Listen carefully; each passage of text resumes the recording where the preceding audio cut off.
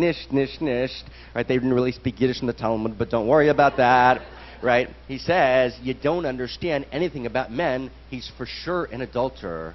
What do you mean, they say? He says very simple. You see, the man, this adulterer, only wants the woman when she's married.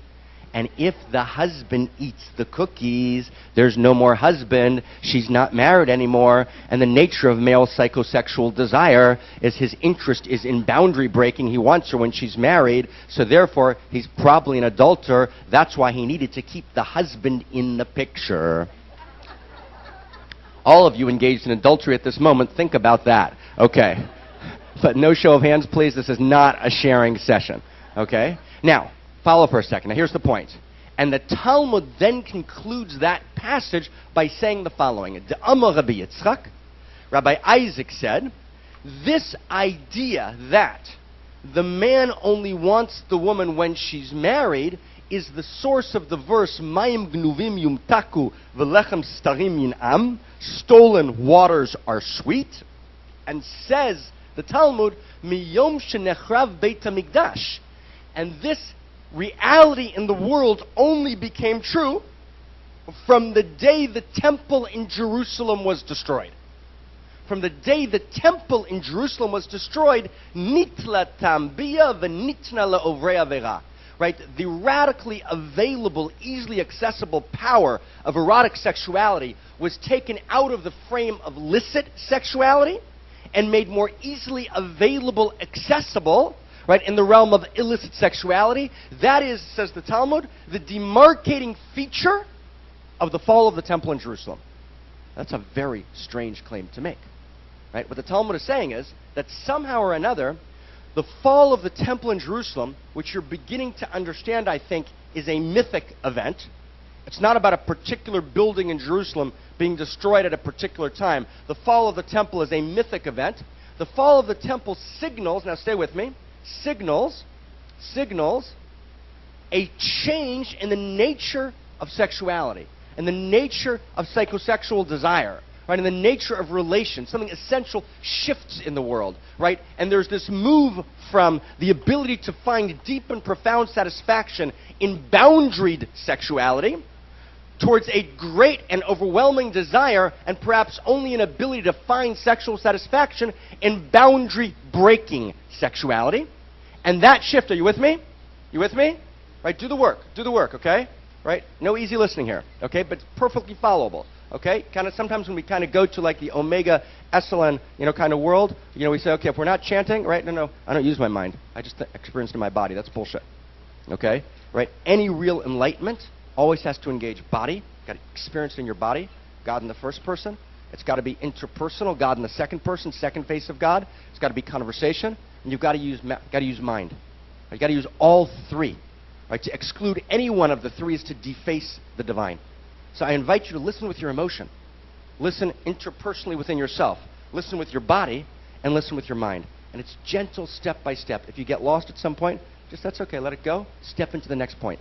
Right? You actually can do it and it's gorgeous. Okay? So we've got this image. We're at the end of step one. The image is we're looking for the Grail. The Grail is the temple in Jerusalem. It's the Ark. It's the Raiders of the Lost Ark. We want to recover temple consciousness. It's the basic spiritual move of our entire Western civilization. So we look and try and isolate what is the Ark. So the Ark seems to strangely be identified not with meditation or spirituality of any form. It's identified directly with sexuality. 1, 2 cherubs sexually intertwined atop the Ark of the Covenant, located in Sanctum Sanctorum in the Holy of Holies. And number two, this Talmudic image which says that the shift that takes place when the temple falls is a shift from satisfaction to be found in boundaried sexuality to satisfaction to be found in boundary-breaking sexuality. So what does this mean? Step 2. Okay, let's just kind of sink in for a second. What does this mean? What's this about? What's this mystery? This is called in Kabbalah the secret of the cherubs. It's never been taught publicly until the last 5, 6, 7 years when 2 of us in the world started teaching it. It needs to be taught today for many reasons. It's not written in any particular Kabbalistic text. You can only find it by kind of wandering for 20 years in the orchard and kind of finding this phrase and that phrase and that phrase until you realize, right, this is what they meant when they said in that phrase, the secret of the cherubs. So I want to unpack it to you. It's a gift. I want to treat it with great holiness. It's a transmission. It's a transmission I received in my lineage. I want to transmit it to you. I transmit it to you with some fear and trembling. Perhaps the masters were right to keep it a secret. Right? My great belief is now is the time, particularly when it needs to be revealed. But I want to hold it, right, in great honor. Right? I want to hold it, right, in great trepidation. I want to hold it in great love. So here we go. Step 2. What is the temple about? What is temple energy about? The Templars, the stonemasons, right? Right? All those movements in the world are about this temple energy, whether in Christianity, right, Christendom, whether in Islam, right? Tragically, the temple today in Jerusalem, right, remains this energy focus in the world, right? And it's not exactly an irrelevant issue. It's not some temple, right? God knows where, right, in Tanzania, which is a gorgeous place, but actually this is the center, right, of the energy of the world, right? Several blocks from here, right, 2 towers were taken down brutally. Thousands and thousands of people were killed, right? Not unrelated to this temple we're talking about. So if you think this is kind of some abstract issue, actually, this is the compelling energy at play in the world. The tragedy today in the world is that the argument's about who owns the temple. But actually, temple means holy. And holiness and ownership are opposites. Did you hear that? You can't own the temple. The word temple in Hebrew is mikdash. It's the holy. You can't own the holy. There is no ownership. Ownership is a contradiction to the notion of holiness. And we need to actually reclaim what is this temple energy about and weave it in the world, or this temple energy itself threatens to undermine, right, the very fabric of our civilization. And you don't need me to tell you that. You just need to open the newspaper to understand that's actually profoundly true. So it's actually time, right, to shift something in the cosmic fabric and to try and reclaim, right, what is, right, this temple energy. Okay. So here's our statement. Here's our thesis statement. I'm going to try and do with you now about 10, 12 hours and about a half hour. So we're just going to kind of dance a little bit, okay? Here's our thesis statement. Step 3. Here we go. Step in if you can, please. Okay? Thesis statement. The temple is not about the sexual. That is not what the temple's about. The temple is about the erotic. And about a particular relationship between the sexual and the erotic. Now hold with me. What's eros? It's a Greek word, right? From Plato's Symposium. What is eros? What does the erotic mean? Right, when you tell someone erotica, what do they think immediately? Sexual. Right? Those words are confused, right, in our society, and that confusion is the source of exile and of pain and of alienation and of loss of consciousness. Let's do a clarification here. What is the erotic? If you will, I'll tell you a story. Actually, I'll tell you a beautiful Buddhist story that I heard about a year and a half ago, a new version of it. I was in Dharamsala, in Baksu Dharmkat, and the Dalai Lama had invited me there to spend a day dialoguing with him about Buddhism and Hebrew wisdom. And one of the people in his circle, right, told me this version of the story, not about the Dalai Lama, but about his father. Right, apparently, this version goes.